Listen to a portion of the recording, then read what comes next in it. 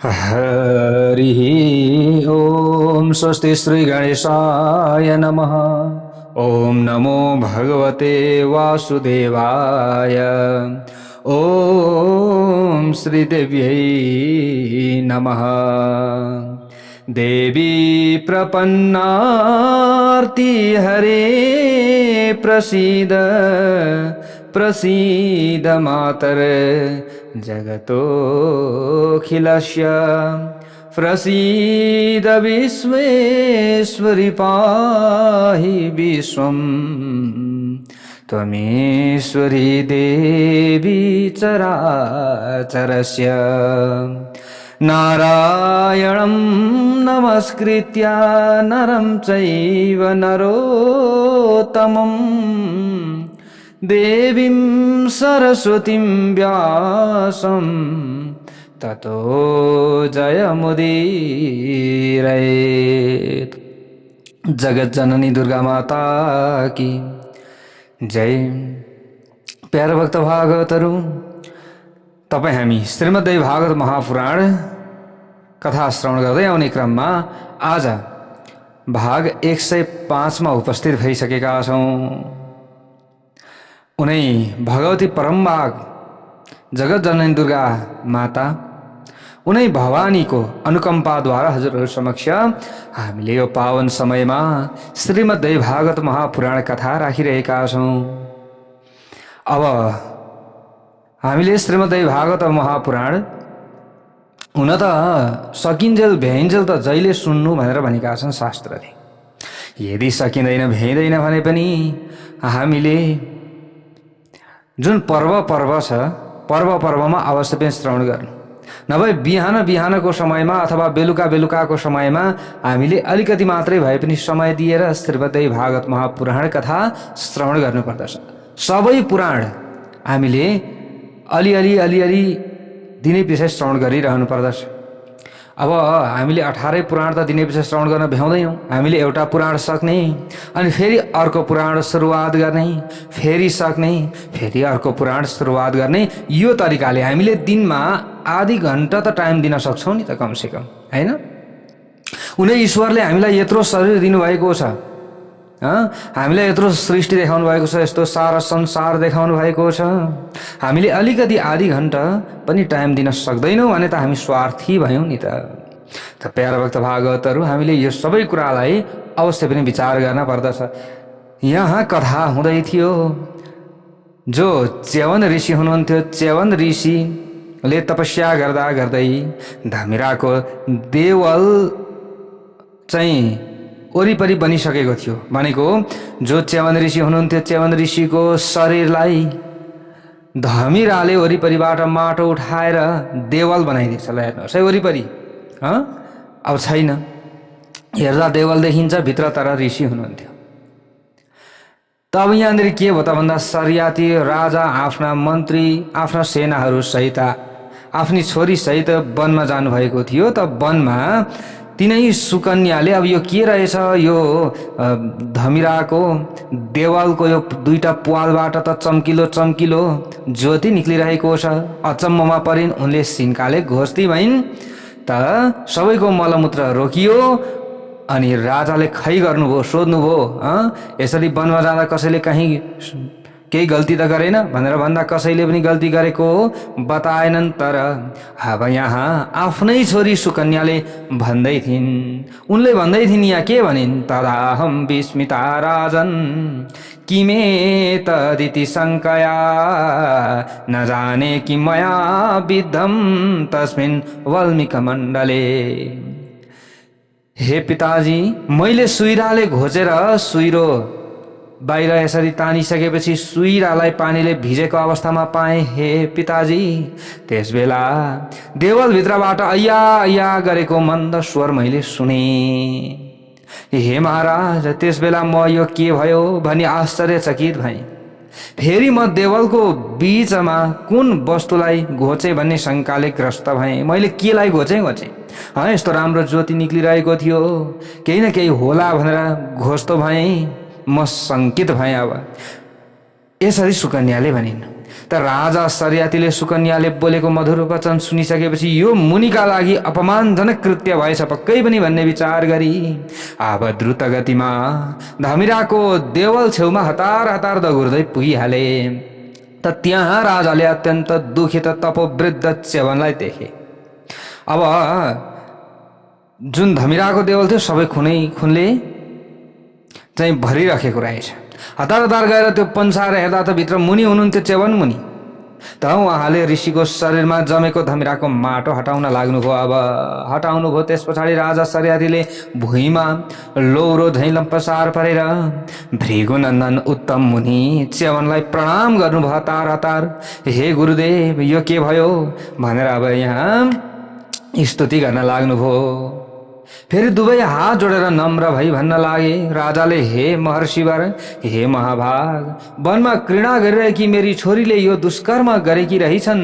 हे भगवान, एउटी बालाले अज्ञानमा गरेको अपराध यो हो, त्यसैले यो एउटा अज्ञानी बालिकाले गरेको भनेर हजुरले क्षमा गरिबक्सियोस्। हजुरले क्षमा गरिदिनुहोस्। यो मैले ऋषिहरू अक्रोधन अर्थात् क्रोध नगर्ने स्वभावका हुन्छन् भन्ने कुरा सुनेको छु।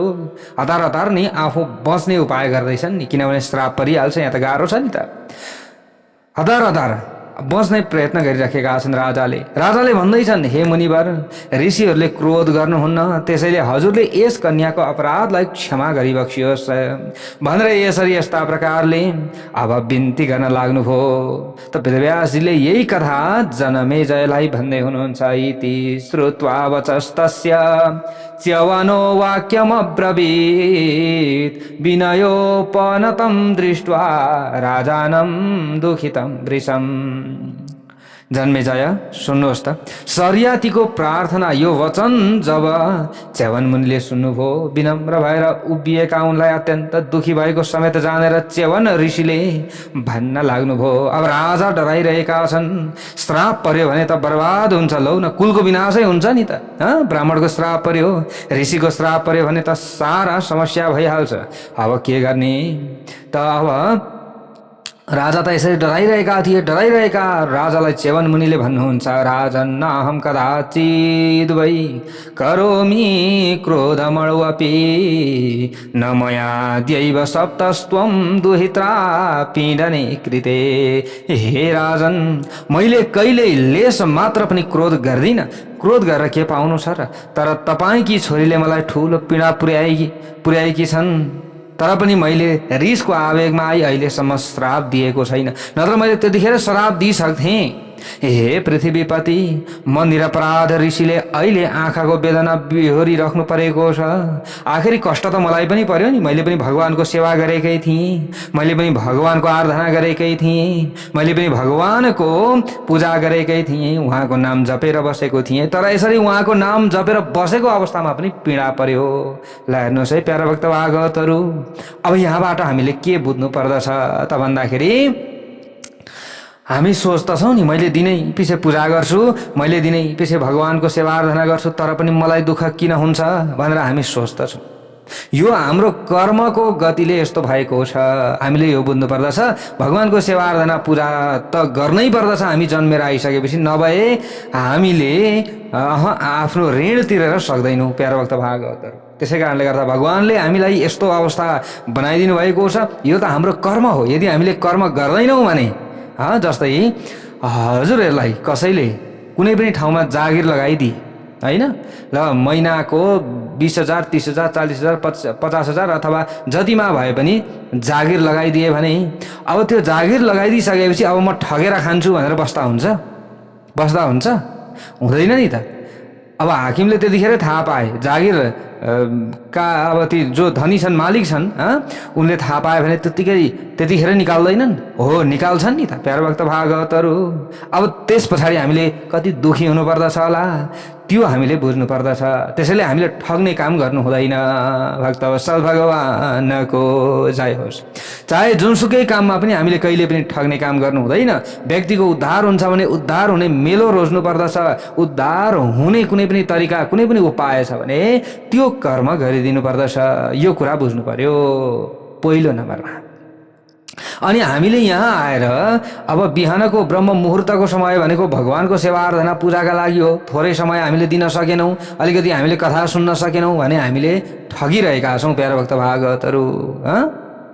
हामीले यसरी बुझ्नु पर्यो। त यहाँ ऋषिले हेर्नुहोस् त, उहाँले जप्नु भएको थिएन भगवानको नाम, जप्नु भएको थियो तर पनि कष्ट त पर्यो नि। यो कुनै न कुनै यहाँ कारण त हुन्छ, कारण बेगर कार्य कुनै पनि हुन सक्दैन प्यारा भक्त भागवतहरू।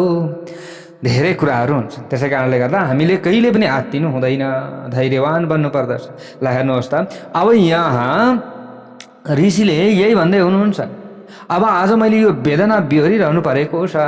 तपाईँ पनि आफ्नी छोरीले गरेको पाप कर्मका कारण दुःखी हुनुभएको कुरा मैले जानिरहेको छु। किनभने तपाईँलाई पनि चयन मिलेको छैन, तपाईँलाई पनि आराम मिलेको छैन, किनभने समस्या तपाईँलाई पनि परिरहेको छ, किनभने तपाईँ डराइराख्नु भएको छ। भगवती परम्बाका भक्तमाथि अपराध गरेपछि संसारमा कुन मानिस सुखी हुन सक्दछ? अपराधम परम कृत्वा देवी भक्तस्य को जनः सुखम लभेत यदपि भावेत्राता शिव स्वयं। यहाँ भन्नुहुन्छ च्यवन मुनि, भगवतीका कोही भक्त छन् भने उनीहरूको अपमान कहिले पनि गर्नु हुँदैन। यदि उनीहरूमाथि अपमान गर्दछन्, उनीहरूमाथि अपराध गर्दछन् भने ती व्यक्ति चाहे संसारको जुनसुकै कुनामा जाउन्, अहिले जीवित अवस्थामा अनि मृत्यु पछाडि उनीहरूले जुनसुकै योनिमा लाई प्राप्त गरून्, भनेको उसले चरो बने पनि दुःखै पाउनु पर्यो, मुसो बने पनि दुःखै पाउनु पर्यो, जनावर जस्तो सुकै बने पनि दुःखै पाउनु पर्यो। फेरि मनुष्य भएर जन्मिसकेपछि पनि यदि हामीले यो जन्ममा अरूको अपमान गरेका छौँ, भगवानका भक्तलाई हामीले मानेनौँ, उनीहरूको तिरस्कार हामीले गरियो भने फेरि अर्को जन्ममा हामीले फेरि दुःखै पाउनु पर्यो। ल हेर्नुहोस् है, किनभने अघिल्लो जन्ममा हामीले राम्रो कर्म गरेका छौँ भने अहिलेको जन्ममा हामीले सुख भोग गरिरहेका छौँ, होइन भने हामीले दुःख भोग गरिरहेका छौँ। भक्तवत्सल भगवानको जय होस्। त प्यारा भक्त भागवतहरू, त्यस अपराधीका रक्षक साक्षात शिव हुनु भए पनि त्यसले सुख पाउँदैन। भवेत्राता शिव स्वयं। ल हेर्नुहोस्, भगवानका भक्तमाथि, भगवतीका भक्तमाथि कसैले पनि अपराध गर्नु हुँदैन। यदि गर्दछन् भने चाहे भगवान शिवजी नै किन नहुनुहोस्, भगवान श्री हरि नारायण नै किन नहुनुहोस्, श्री गणेश नै किन नहुनुहोस्, कसैले पनि सुख पाउनेवाला छैन। ल हेर्नुहोस्, च्यवन मुनि भन्नुहुन्छ, हे पृथ्वीपाल, अब म के गरौँ? म आज आँखा नभएको बुढो मानिस हुन पुगेँ, एउटा उमेरले पनि वृद्ध भएको छु, तीमाथि आँखा फुट्यो। हे राजन, अब म अन्धो मानिसको सेवा कसले गर्ला? अब मलाई कसले कन्दमूल खोजेर ल्याइदेला? कसले मेरो पालन पोषण गर्ला? अब म दुखीको उद्धार कसले गर्ला? हे राजन, अब म कसरी बाँच्ने यो जङ्गलमा? ल त्यो मलाई बताइदिनुहोस् त राजन। मैले क्रोध गरेर मैले पाउनु अब केही पनि छैन, मैले तपाईँलाई श्राप दिएर अब मैले पाउनु केही पनि छैन। तपाईँलाई श्राप दिए भने मेरो पुण्य क्षीण हुन्छ, मैले क्रोध गरेँ भने मेरो पुण्य क्षीण हुन्छ, त्यो मलाई थाहा छ राजन। तर अब यो तपाईँले बुझ्नुहोस्, तपाईँ त पृथ्वी पालक हुनुहुन्छ, सबै जनताको संरक्षक तपाईँ हुनुहुन्छ। त्यसै कारणले गर्दा अब मेरो चाहिँ रक्षा कसले गर्छ त्यो तपाईँले बताउनु पर्यो। अब म यस्तो अवस्थामा पुगेको छु। त यो समयमा अब सरियाती राजाले भन्न लाग्नुभयो, सेवका बहवः सेवाम करिष्यन्ति तवानिसम क्षमस्व मुनि शार्दूल स्वल्प क्रोधाहि तापसः। सरियाती राजाले भन्नुभयो त्यो समयमा, हे मुनिवर, मेरा धेरै सेवकहरूले निरन्तर हजुरको सेवा गर्नेछन्, हजुरले चिन्ता लिनु पर्दैन। हे उत्तम मुनि, मलाई क्षमा गरिदिनुहोस्, मलाई क्षमा गरिदिनुहोस्, किनकि तपस्वीहरूको क्रोध धेरै समय टिक्न सक्दैन, मलाई क्षमा गरिदिनुहोस्। घरमा हामीले पालेको कुकुरले गल्ती गर्दछ भने त त्यसको आरोप मालिकलाई लाग्दछ भने मेरी त छोरीले पो गल्ती गरेको छ त, त्यसै कारणले गर्दा यो गल्ती मेरै हो। अब यसरी भनिसकेपछि राजाले यसरी भन्दै गर्दा च्यवन मुनि अगाडि गएर भन्नुहुन्छ, राजाले के भन्नुभयो त, म सेवकहरू तपाईँका लागि राखिदिन्छु, तपाईँको सेवा गर्नका लागि भनेपछि च्यवनमुनि भन्नुहुन्छ अन्धोहम निर्जनो राजं तपस तप्तुम कथं क्षमः त्वदीयाः सेवकाः किं ते करिष्यन्ति मम प्रियाम। हे राजन, के भन्दै हुनुहुन्छ तपाईँ? म एक्लो अन्धो मानिसले कसरी अब म तपस्या गर्न सक्दछु? एउटा अन्धो व्यक्ति भए, म दृष्टिविहीन भए नि त म यस्तो भने। ल हेर्नुहोस् है प्यारा भक्त भागवतहरू, कसले भन्दै हुनुहुन्छ? च्यवनमुनिले भन्दै हुनुहुन्छ। त दृष्टिविहीन भनेको आँखा छैन, आँखा थियो तर फुट्यो। च्यवनमुनि यस्तो बन्नुभयो। अब प्यारा भक्त भागवतहरू, हामीले यसरी बुझ्नु पर्दछ। अब के गर्ने त? के तपाईँका सेवकले राम्ररी म दृष्टिविहीनको अब सेवा गर्न सक्लान् त? सक्लान् त? यो हुन सक्दछ? क्षमा पयासी चेन्माम त्वम कुरु मे वचनम नृप। हे राजन, यदि तपाईँले मबाट क्षमा प्राप्त गर्न चाहनुहुन्छ भने तपाईँले मेरो वचन मान्नु पर्दछ, मैले भनेको कुरा मान्नु पर्दछ। तपाईँले कमल जस्ता आँखा भएकी आफ्नी प्यारी छोरी, तिम्री छोरीले गल्ती गरे हो, होइन र? हो त्यसो भने जसले गल्ती गरेको छ सजाय उसले पाउने हो कि तपाईँको सेवकले पाउने हो? त सुकन्याले मेरो सेवाका निमित्त यहाँ आउनु पर्दछ कि सुकन्याले मेरो सेवा गर्नु पर्दछ? कसले गल्ती गर्यो उसैले सेवा गर्नु पर्दछ। हे राजन, यसरी च्यवनमुनिले भनिदिनु भयो। हे महामती राजन, म तपाईँकी सुपुत्रीलाई सेविकाको रूपमा प्राप्त गर्न सकेमा सन्तुष्ट पनि हुनेछु। अब तपाईँले गल्ती गर्नुभयो, अब गल्तीको सजाय यही हो। त अब म दृष्टिविहीन भएँ, मैले तपस्या गर्नेछु भने अब उनले मेरो सेवा गर्नेछिन्। तपस्या त म गर्छु, तर सेवा त गर्नु पर्यो। तपाईँले सेवकहरू राखिदिनु होला, उनीहरू आफ्नै मोज मस्तीमा रहलान्, उनीहरू आफ्नै तरिकाले हिँड्लान्, आफ्नै तरिकाले खालान्। म त तपस्वी मान्छे, मलाई त शुद्ध आहार चाहिन्छ, शुद्ध विहार गर्नुपर्दछ मैले। त्यसै कारणले गर्दा अरू हुँदैन मलाई। यदि व्रतमा रहेर मेरो सेवा गर्छिन् भने तपाईँकी छोरीले गर्छिन्, अरूले गर्नेवाला छैन। हे महाराज, तपाईँले मैले भनेअनुसार आफ्नी कन्या सुकन्यालाई मेरो सेवामा सुम्पिनु भएमा मलाई सुख प्राप्त हुनेछ, तपाईँ पनि सुखी हुनुहुनेछ। हे राजेन्द्र, म सन्तुष्ट भएमा तपाईँका सैनिक पनि खुसी हुनेछन् भन्ने कुरामा कुनै पनि सन्देह छैन। हे महाराज, मनले निकै विचार गरेर कन्यादान अब तपाईँले गर्न पर्यो। ल हेर्नुहोस्, अब विवाह गर्नु पर्यो तपाईँको छोरीको मेरो सेवाका लागि, त्यही हो, अरू उपाय छैन यहाँ। यसो गर्दा तपाईँलाई कुनै दोष लाग्ने छैन, तपाईँको दोष पनि काटिन्छ, किनकि म एउटा जितेन्द्रिय तपस्वी हुँ। त मेरो सेवा तपाईँकी छोरीले गरिन् भने उनको पाप पनि काटिन्छ। भक्तवत्सल भगवानको जय होस्। त यहाँनिर अब च्यवन ऋषिले यसरी भन्दै हुनुहुन्छ। त वेदव्यासी अगाडि गएर यो कथा कसलाई बताउँदै हुनुहुन्छ भन्दा राजा जन्मेजयलाई बताउँदै हुनुहुन्छ। शर्यातिर्वचनं श्रुत्वा मुने चिन्तातुरो भवत् न दास्येऽप्यथवा दास्ये किञ्चिन्नो वाच भारत। राजा शर्याती च्यवन मुनिका कुरा सुनेर अब चिन्ताले व्याकुल हुनुभयो। प्यारा भक्त भागवतहरू, मैले छोरी दिनेछु अथवा दिने छैन केही पनि भन्न सक्नु भएन। उहाँले विचार गर्दै हुनुहुन्थ्यो यही समयमा, के भयो त देवकन्या झैँ राम्री यी छोरीलाई कसरी एउटा बुढो र जो दृष्टिविहीन पुरुषका हातमा सुम्पिदिउँ? यस्ता मानिसलाई छोरी दिएर अब म कसरी खुसी हुन सक्दछु होला? कसरी मलाई आनन्द मिल्दछ होला? अब मैले के गरौँ, अब म के गरौँ? यसरी चिन्ता गर्न लाग्नुभयो। त दृष्टिविहीन बुढा च्यवनलाई पतिको रूपमा प्राप्त गरेपछि सुन्दर आँखी भएकी कामदेवका बाणले सताइएकी मेरी युवती छोरी सुकन्याले ती वृद्ध पतिका साथ कसरी जिन्दगी बिताउन सक्लिन्? यो सोच्न लाग्नुभयो राजाले। कुनै पनि युवतीले, खास गरेर कुनै सुन्दर युवतीले यौवन अवस्थामा आफू जस्तै सुन्दर युवा पतिसँग मात्र ऊ खुसी हुन सक्दछ, नत्र अरूसँग कसरी खुसी हुन सक्दछन्? त्यसै कारणले गर्दा अब मेरी छोरीको स्थिति के होला? रूप र जवानीले परिपूर्ण भएकी सुन्दरी अहिल्याले तपस्वी गौतमलाई पतिको रूपमा प्राप्त गरिन्। उनको रूप र जवानी देखेर काम सन्तप्त भएका इन्द्रले उनलाई ठगेर भोग गरे। पछि उनका श्रीमान गौतम ऋषिले आफ्नी पत्नी अहिल्याले धर्म विपरीत आचरण गरेको थाहा पाएर श्राप दिए। त्यसैले जतिसुकै कष्ट बेहोर्नु परे पनि मैले मेरी छोरी सुकन्यालाई बुढा व्यक्तिलाई दिँदिन, त्यसमा पनि यी त दृष्टिविहीन भए। ऋषि च्यवनका हातमा कसरी सुम्पिने मैले, यो सुम्पिन सक्ने छैन मैले। यस्तै भन्दै धेरै कुरा विचार गरेर राजा सरियाती एकदम खिन्न भए। प्याराभक्त भागवतहरू उदास हुँदै अब प्याराभक्त भागवतहरू घरतिर फर्किए। ल हेर्नुहोस् है, यस्तो भएको छ अवस्था।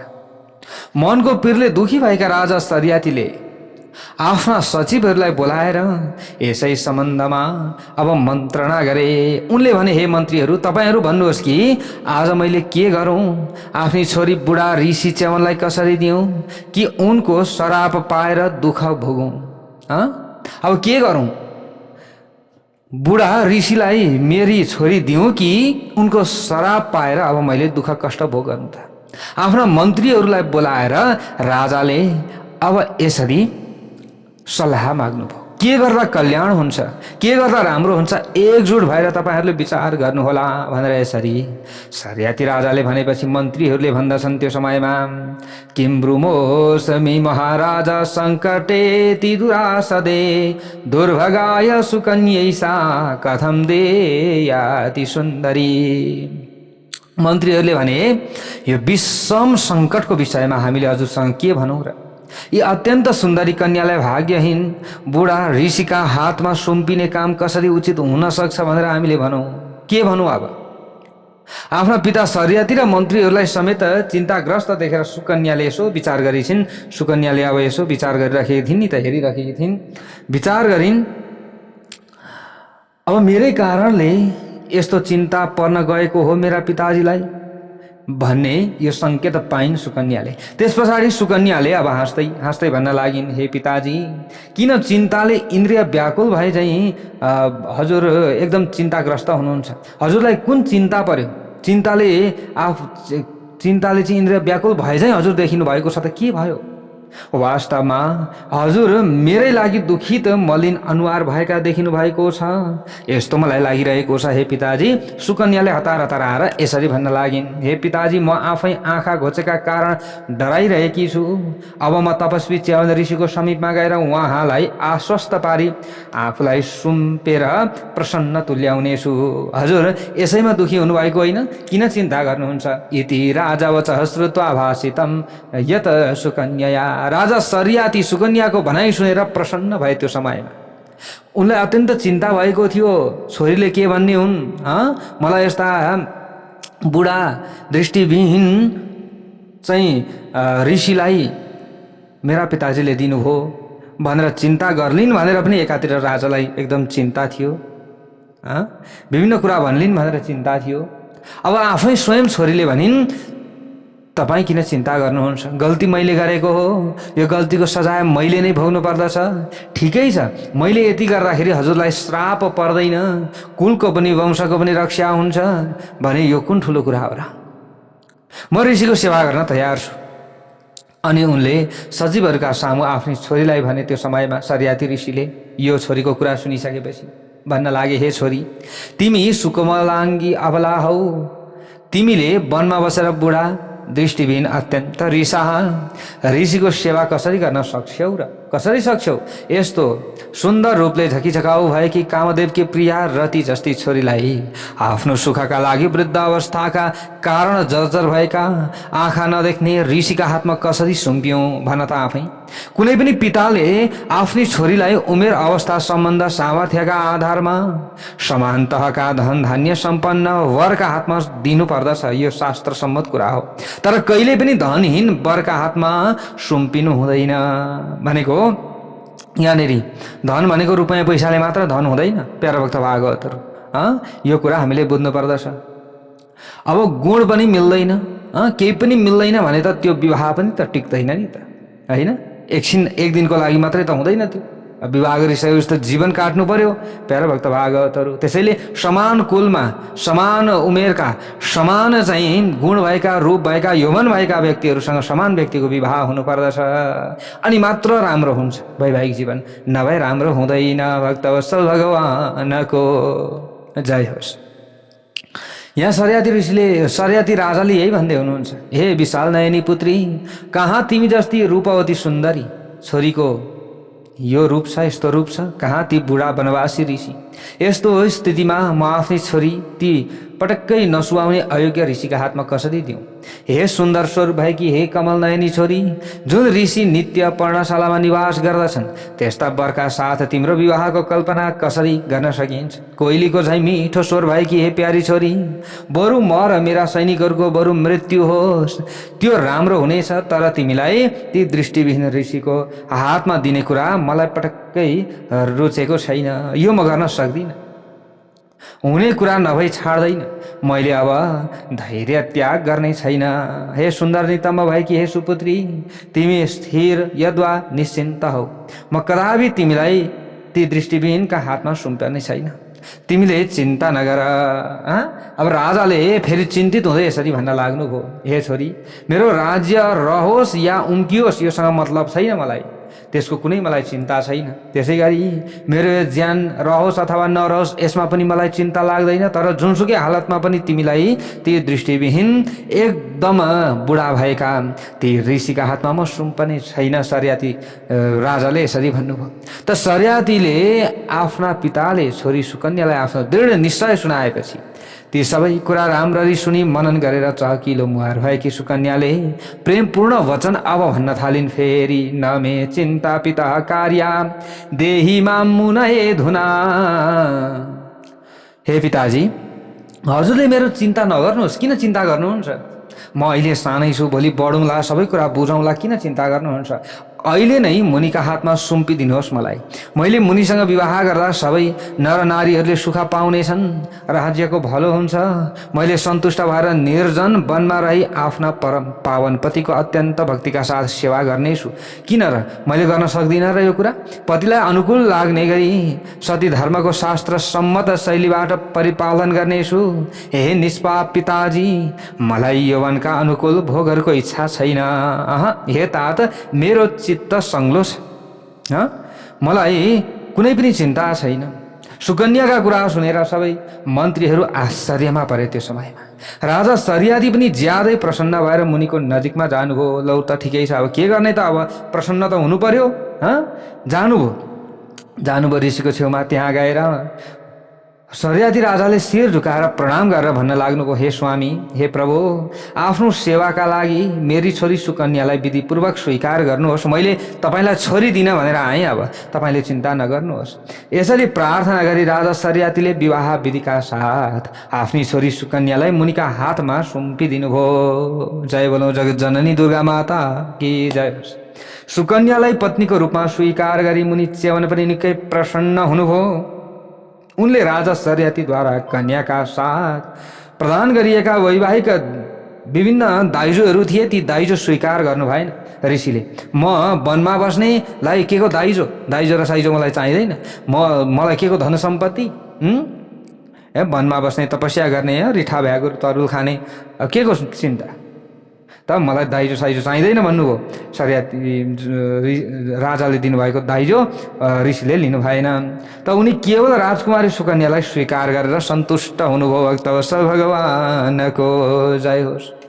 प्रसन्नेस्मिन् मुनौ जातं सैनिकानां सुखम तदा। सुकन्यालाई धर्मपत्नीको रूपमा प्राप्त गरी च्यवन ऋषि अत्यन्त प्रसन्न हुनु भएपछि मलमूत्रको अवरोधका कारण दुखी भएका जति पनि सैनिकहरू थिए ती सैनिकहरूको सबैको मलमूत्र खुल्यो। जय बोलौँ जगत जननी दुर्गा माता कि जय होस्।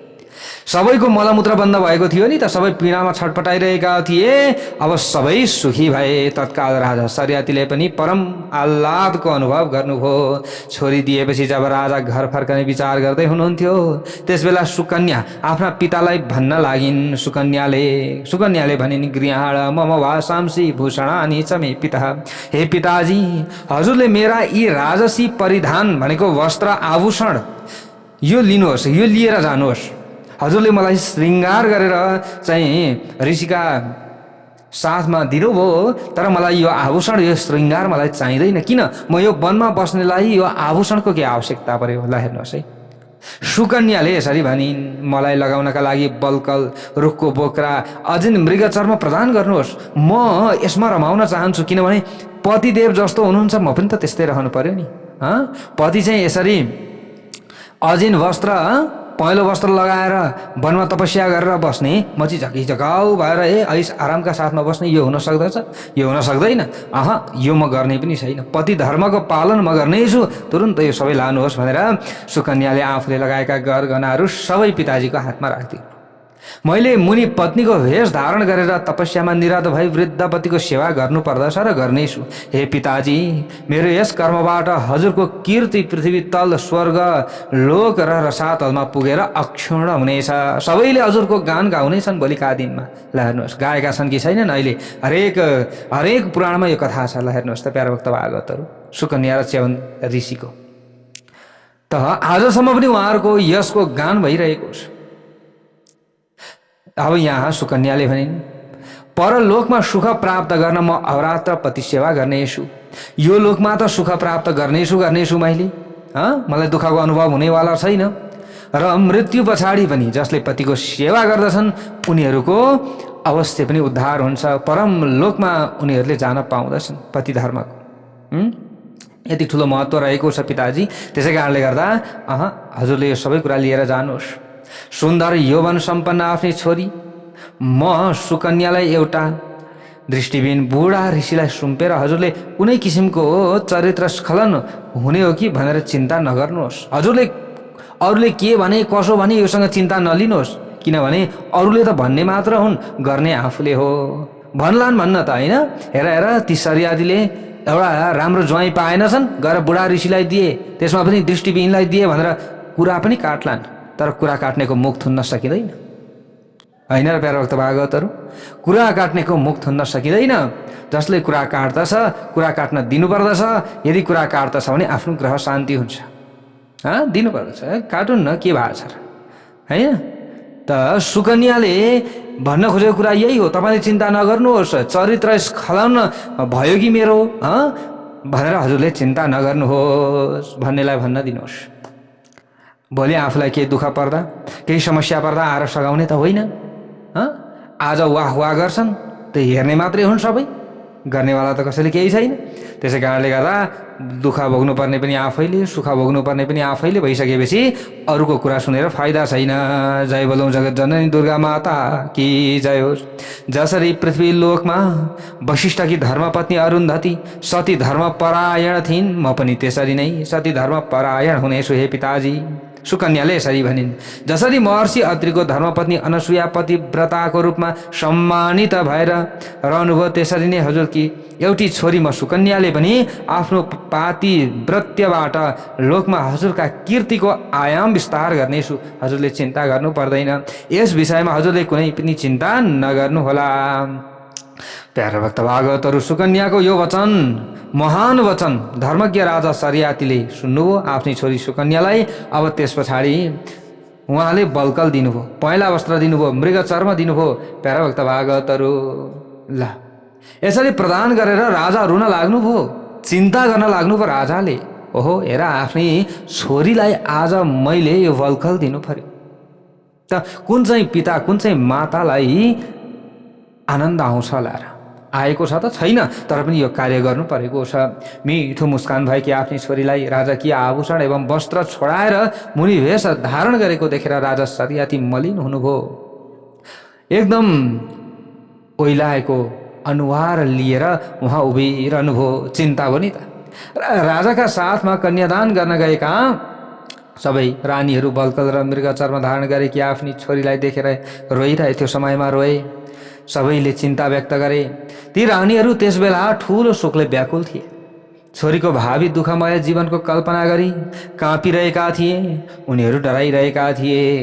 ल हेर्नुहोस्, त्यसपछि राजा सरियातीले मुनिलाई अर्पित गरिएकी छोरी सुकन्यालाई शोकपूर्वक त्यहीँ छाडी अब त्यस पछाडि उनीसँग विदा वारी भएर च्यवन ऋषिसँग बिदाबारी भएर मन्त्रीहरूका साथ आफ्नो नगरतर्फ लाग्नुभयो। जय बोलौँ जगत जननी दुर्गा माता कि जय होस्। जय हो स्वनगरम राजन मुक्त्वा पुत्रीम सुचार पिताम। त वेदव्यासजीले यो कथा श्रवण गराउनुभयो जनमेजयलाई। च्यवन मुनिले सुकन्यालाई प्राप्त गरेको यो सुन्दर महान कथा। त वेदव्यासजी भन्नुहुन्छ गते राजनिशा बाला पति सेवा परायणा बहु च तथा निनाम सेवने धर्म तत्परा। हे जनमेजय, पिता सरियाती आदि परिवार जनहरू विदा भई फर्किएपछि राजकुमारी सुकन्या आफ्ना पतिको सेवामा समर्पित भइन्। अब त्यस पछाडि आफ्नो पतिको सेवा गर्न लागिन् सुकन्याले च्यवन ऋषिको। हेर्नुहोस् प्यारा भक्त भागवतहरू, त्यसै गरी पतिद्वारा आधान गरिएका गार्हपत्य दक्षिण एवं आवाहनीय अग्निको सेवामा पनि उनी जुट्न लागिन्। अब पतिको सेवा गरिरहेकी छिन्। अब यहाँबाट उताको कथा प्रसङ्ग अर्को भागमा हामीले श्रवण गर्नेछौँ। भक्तवत्सल भगवानको जय हो।